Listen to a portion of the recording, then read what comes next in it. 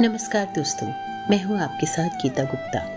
आपका हमारे YouTube channel पर एक बार फिर से बहुत बहुत स्वागत है।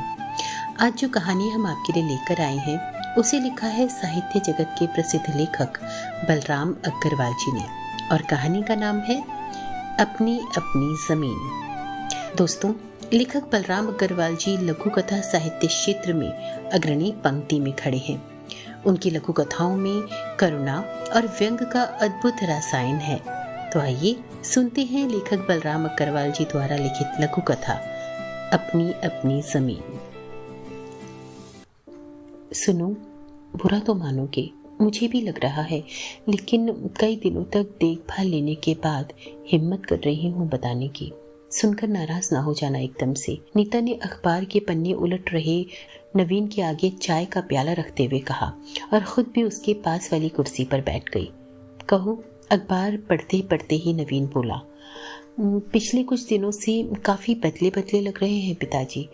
वो चाय सिप करती हुई बोली, शुरू शुरू में तो नॉर्मल ही रहते थे। सुबह सुबह घूमने को निकल जाना, लौटने के बाद नहा धोकर मंदिर को निकल जाना और फिर खाना खाने के बाद 2-4 पराठे बनवाकर दिल्ली की सैर को निकल जाना।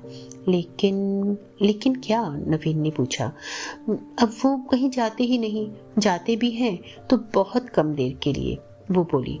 इसमें अजीब क्या है? अखबार को एक और रखकर नवीन ने इस बार चाय के प्याले को उठाया और लंबा सा सिप लेकर बोला, दिल्ली में गिनती की जगह है घूमने के लिए और पिताजी जैसी ग्रामीण घुमक्कड़ को उन्हें देखने के लिए वर्षों की तो जरूरत है नहीं।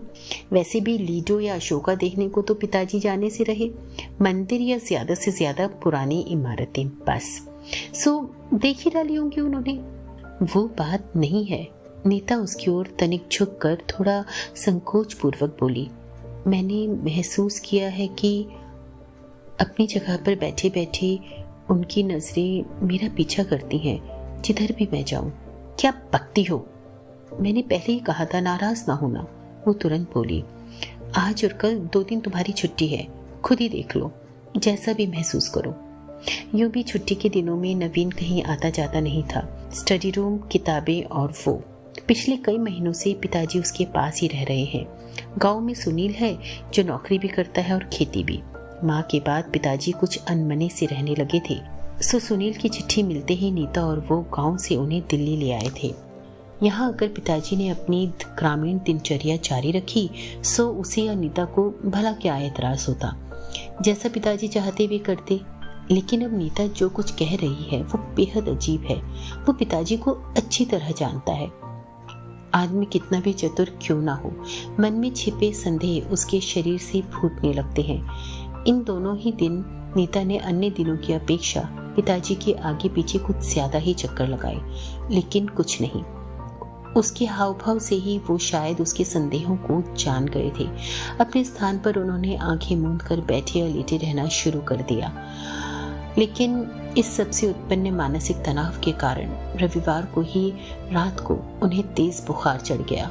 सन्निपात की हालत में उसी समय उन्हें अस्पताल में भर्ती कराना जरूरी हो गया। डॉक्टरों और नर्सों ने तेजी से उनका उपचार किया, इंजेक्शन दिए, ग्लूकोज लगाया और नवीन को उनके माथे पर ठंडी पट्टियां रखते रहने की सलाह दी, तब तक जब तक कि टेम्परेचर नॉर्मल ना आ जाए। करीब करीब सारी रात नवीन उनके माथे पर बर्फीले पानी की पट्टियां रखता उठाता रहा। सवेरे के करीब 5 बजे उन्होंने आंखें खोली। सबसे पहले उन्होंने नवीन को देखा, फिर शेष साजो सामान को और माहौल को। सब कुछ समझकर उन्होंने पुनः आंखें मूंद ली और धीरे से बोले, कहीं कुछ खनकता है तो लगता है जैसे पकी बालियों के भीतर गेहूं खिलखिला रहे हैं। वैसी आवाज सुनकर अपना गांव, अपने खेत याद आ जाते हैं बेटे। यानी कि नीता की बाजेबों में लगे घुंघरुओं की छनकार ने पिताजी के मन को वहां से उखाड़ दिया। उनकी बात सुनकर नवीन का गला भराया, बोला, आप ठीक हो जाइए, फिर मैं आपको सुनील के पास ही छोड़ आऊंगा पिताजी। गेहूं की बाली आपको बुला रही है। मैं खुद आपको गांव छोड़कर आऊंगा, आपकी खुशी, आपकी जिंदगी की खातिर। मैं ये आरोप सह लूंगा, मैं ये आरोप भी सह लूंगा कि 6 महीने भी आपको अपने पास न रख सका। कहते कहते एक के बाद एक कई जोड़ी मोटे आंसू उसकी आंखों से गिरकर पिताजी के बिस्तर में समा गए। पिताजी आंखें मूंदे लेटे रहे, कुछ न बोले।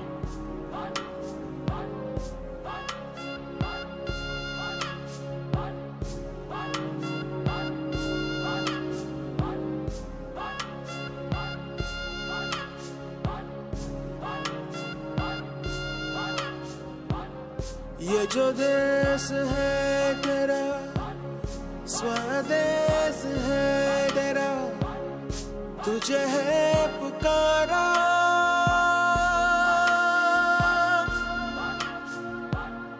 ये वो बंधन है जो कभी टूट नहीं सकता।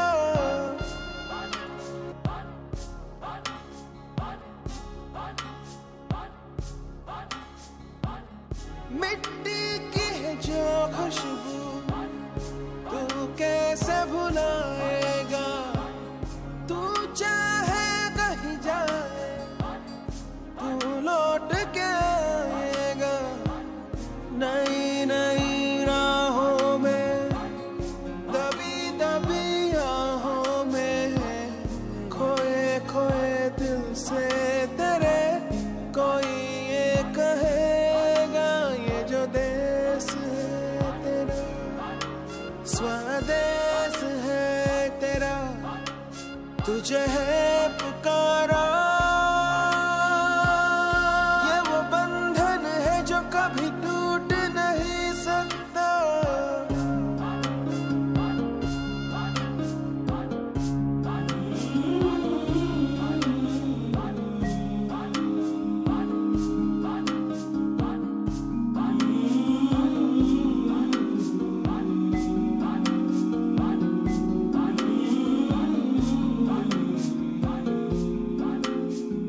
तुझसे जिंदगी है ये कह रहे सब तो पा लिया। अब है क्या कमी, यूं तो सारे सुख है बरसे, पर दूर तू है अपने घर से। आ लौट चल तू अब दीवाने, जहाँ कोई तो तुझे अपना माने। आवाज दे तुझे बुलाने वही देश। ये जो देश है तेरा, स्वदेश है तेरा, तुझे है पुकारा। ये वो बंधन है जो कभी टूट नहीं सकता।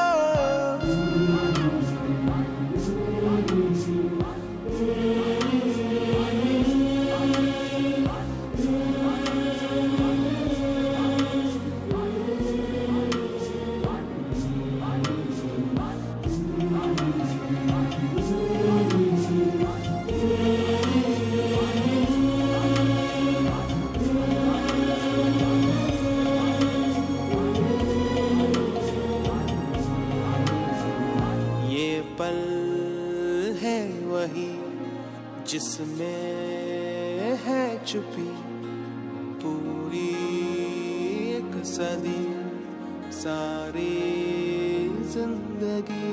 तू ना पूछ रास्ते में काहे आए है इस तरह दो राहें। तू ही तो है राह जो सुझाए, तू ही तो है अब जो ये बताए। जाए तो किस दिशा में जाए वही दे।